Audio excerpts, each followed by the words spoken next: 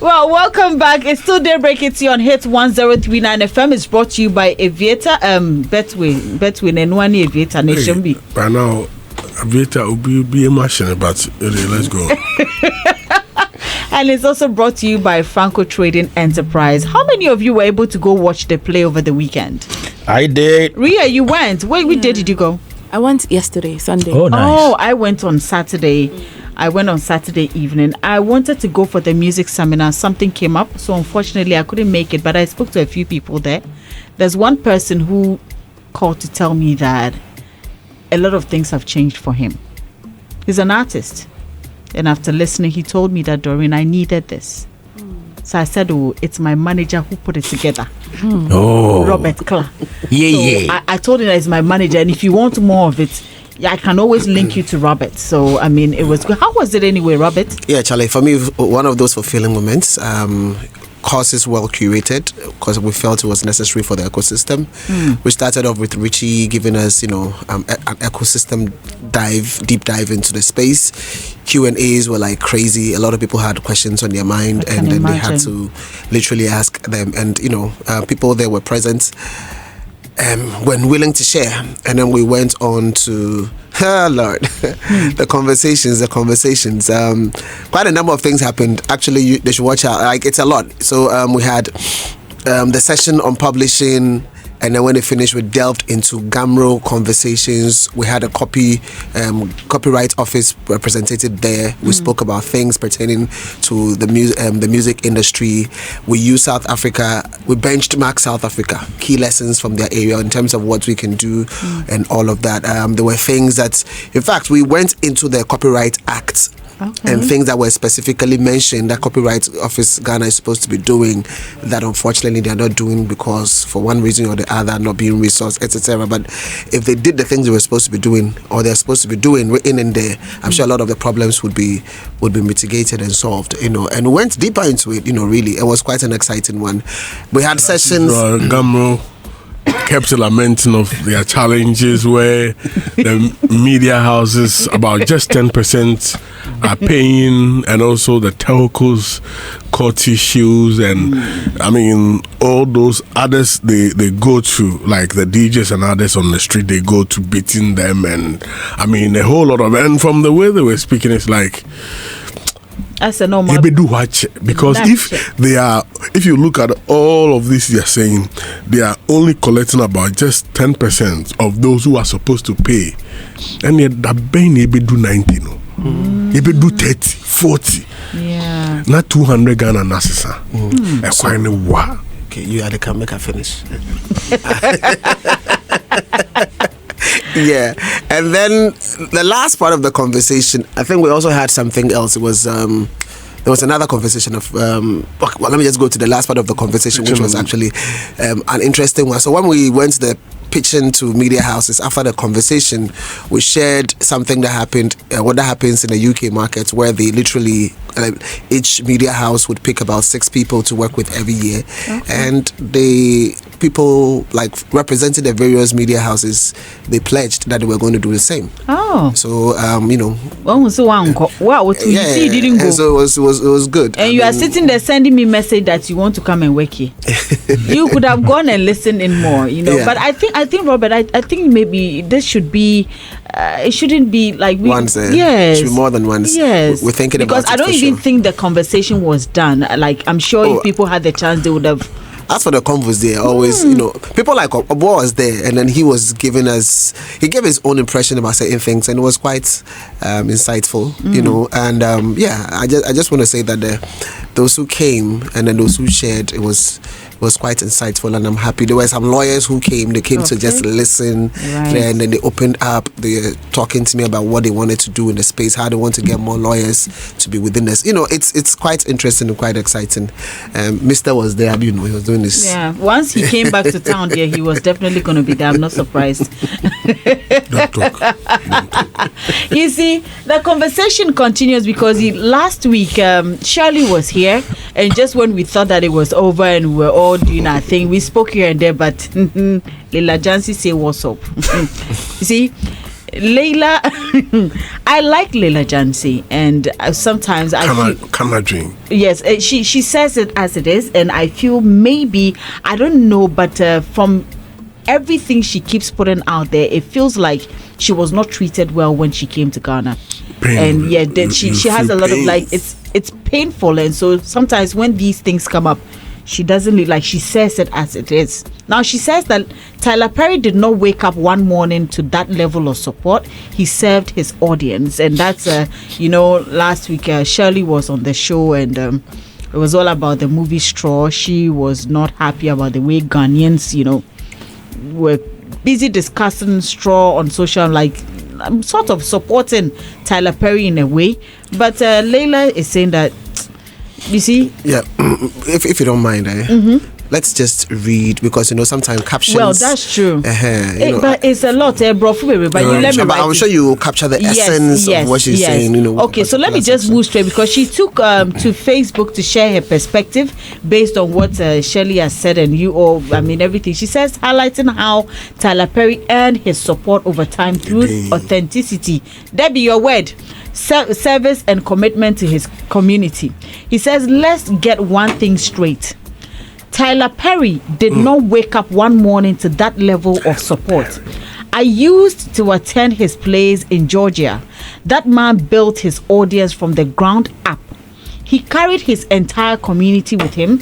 He never served Hollywood. He served his audience, she wrote. And then she goes on to say that there's this thing I learned about us black people. We use support as reward. We reward you with our support if we are happy with you, she wrote. And then she concluded a post with a critique of what she views as a toxic culture among some industry players, and called for a shift in mindset, reminding creatives that storytelling is ultimately about service, not self-promotion. And I quote this one. She says, being a storyteller is about service, not fame. That gift is God's gift. Use it to serve his earth. It's not about you, she further noted.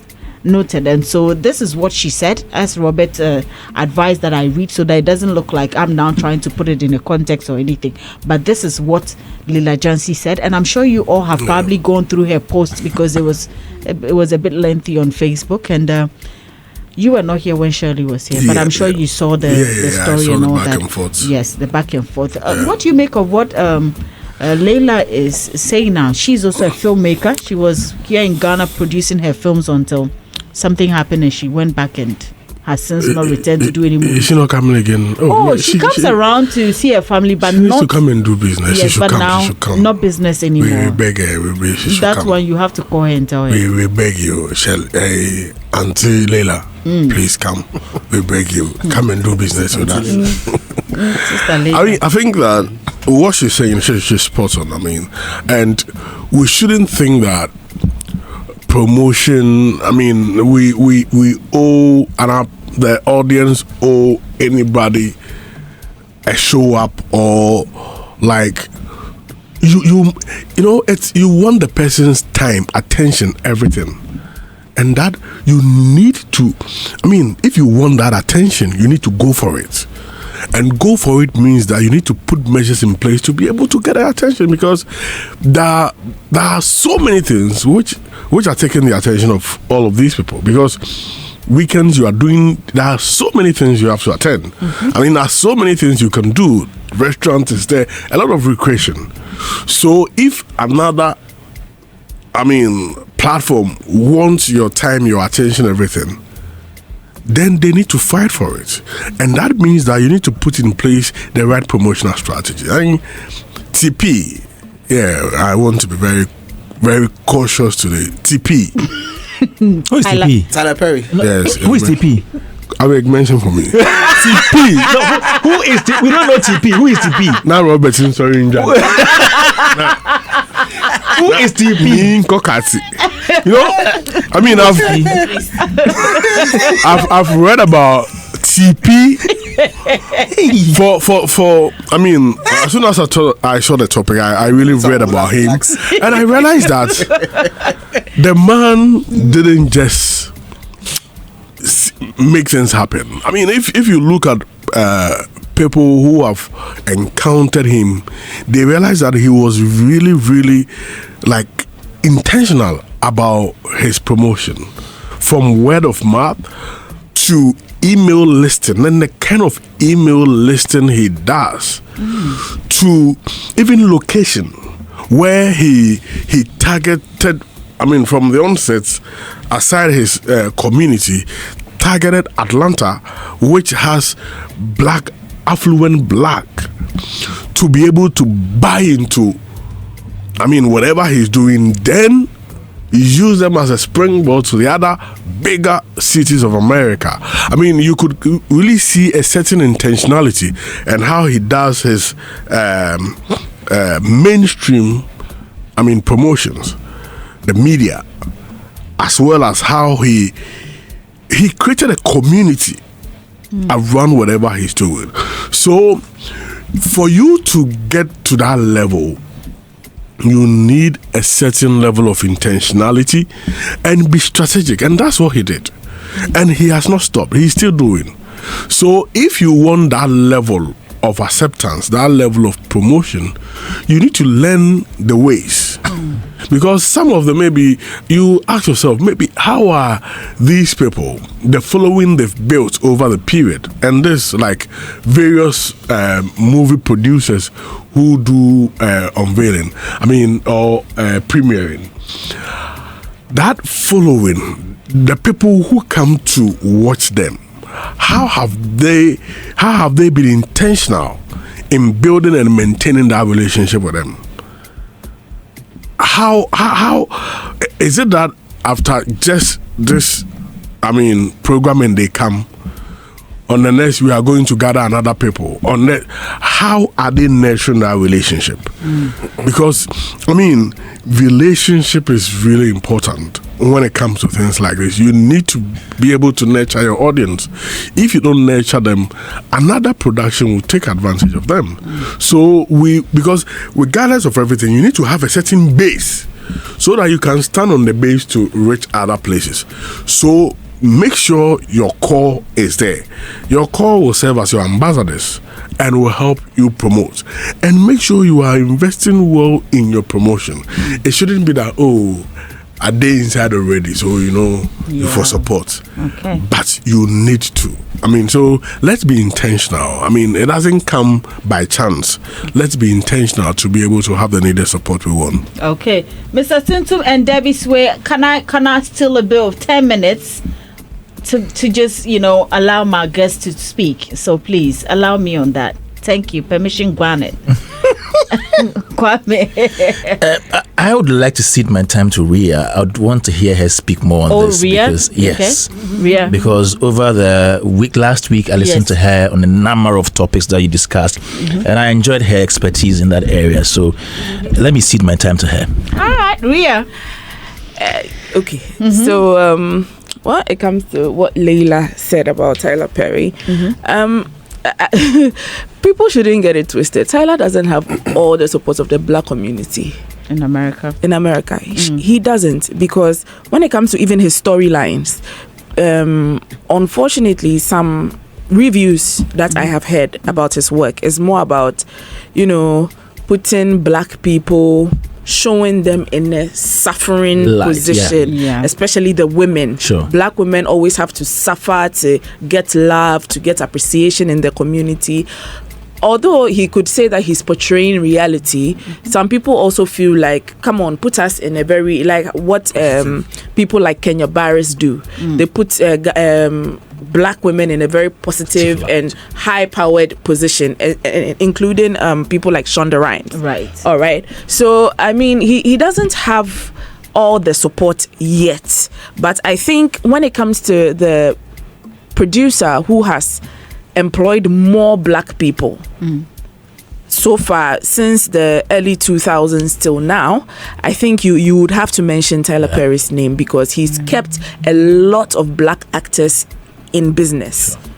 In a nation where they are minority, it's quite hard for them to break through, because when you have the likes of the Jennifer Anistons, and it takes one token black woman like Lupita Nyong'o to be able to break through and become, the token girl. So I feel like, yes, he's still paying his dues and he's still working hard to gain the trust of the black community, but you can't take it away from Tyler that he has done very well with serving his audience. I mean, Adam was saying that he started in Atlanta. Atlanta is called the Black Hollywood. Yeah. When you're looking for black artists to break through, you are looking for black, music artists to actors, actresses, all that. You go to Atlanta, and that's most of them start their career from there. So, yeah. So basically, when it comes to Ghana, and I wouldn't say Africa, because Nigeria is working wonders and South Africa is also working wonders. But when it comes to Ghana, I don't know where the missing link is. I don't know where the missing link is. Because the people still love to watch movies. Yes, we still love to watch movies, but I feel like, and I remember during the days of when I grew up watching David Donto, Doris Sakite, all those people. And I remember around that time, there was a conscious effort to curb international or movies from other countries.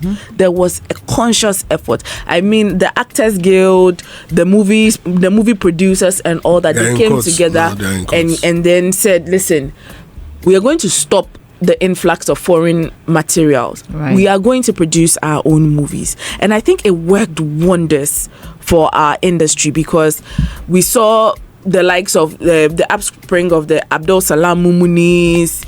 They came out, they churned out a lot of movies. And although I had my own reservations about those movies, it was holding the industry. Yeah. It was holding the industry. So I feel like, I don't know if that law is still in motion. I don't know whether there was a law like that. Yes, no, it's still there. It's still there. Yes, but which is the one that sits with the Commission on Culture. Okay. What's the name? Their act, right? Yes. Yeah. So that has a 70%. It's in there. Which act is that? No, the revised one, we don't know. I'm talking about the one that has already been put in place. But even now, so it was enforced now, back in the day.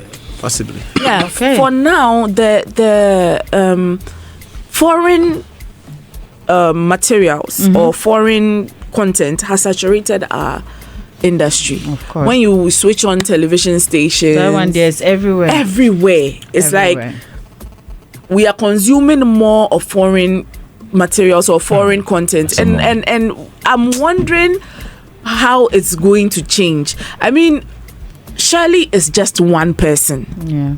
Okay, she alone can make an impact, but she cannot change the whole industry altogether. All right, I don't know whether Mr. Abdul Salam Mumuni is still producing movies. I know Venus Films. Yes, I know Yvonne Nelson still produces movies, but Peter Sedufia is still. Yes, Kobe Rana has some amazing films on YouTube as well. But you know the funny thing, with the promotion, I know Kobe Rana is still producing. I know Peter Sedufia is still producing. I have to go to normally on my free times, I just get up and go to Silverbird to go, check out new movies and all that. Wow. I do not hear about the movies. I go pay for the movie I'm going to watch, which is unfortunately international content. Until then I realize that there's a billboard. This person is premiering the movie here, and then I decided, okay, maybe next week I'll come back and come and watch. Yeah. All right. So I don't know. I think the big problem here now is the marketing. Okay. Which I think Robert mentioned. Yes. Last week I listened to Robert. It's a very big problem. Yeah. I said here last week that I'm trying to produce mine to put. Yeah. Oh wow. Yes, and I think beautiful. I think, Robert, you even said that maybe we should actually look at that aspect too. Yes. Marketing bit, because I think that is one of the biggest challenges when it comes to all of this. It is everything. Because I went to a mentor, a Dicedo. He's a mentor. Okay, yeah. He's the first person that put me in his production when nobody even knew me, or like, who is this? The people who used to say, who is this girl coming here to come in? He's the first person to ever do it. So I see him as my mentor. And he told me, if you are investing 50,000 cedis into a movie, 30,000 cedis is for marketing. Right. In some situations, even more. Yes. 30,000 cedis is for marketing, because marketing is what is going to give you the clicks, is going to give you the views. Like, post it everywhere, do anything possible to get the movie but out in a way, there. I don't even think these conversations have not been had before when it comes to marketing. But I don't think people know the in-depth importance. Did you watch A Tribe Called Judah? Yes, I did. Did you see the publicity that went into it? It's not just a Tribe Called Judah. It's literally about all her movies, but that's the most recent one. Yeah. There was no influencer in Nigeria that wasn't talking about A Tribe Called. There was no influencer that wasn't doing content based on it, or around it. And you go and watch it. I'm not saying the movie wasn't nice. It's nice. You go and watch it, and I'm like, what is so special about it's special? Please don't come for me. It's a very beautiful movie. Then don't say it. But let's just say time will not permit us to do more. But I think we have to wrap up, because we have everybody here. So what we'll do is that we'll continue the conversation tomorrow, because I think that it will go a long way. And Robert shared some insights, like last Thursday. I believe that maybe Kwame would want to add up hopefully tomorrow. So maybe tomorrow we can come back and continue. It's time already, and we need to make way for it. 1 second. A Tribe Called Judah was a very beautiful movie. Please, guys. You will talk through. You will talk through. Thank you so much. Thank you so much, gentlemen and lady, for coming through this morning. Please, let's come back tomorrow and continue the conversation, because I believe we have a lot to share. Ria has a lot to share as well. Yeah. She's an actress. She's ready to do her own productions as well. I want to see her act. I could do the music score for her as well. Yes. I'm waiting for you to hear your voice. Please, Thank you. You will do music score. Yes, for Ria's movie. Yeah. I like the way Ria holds the mic. Very, very nice. I bet way for. As for this girl, she's talented. She's raw. Yeah. That's why she can do music score.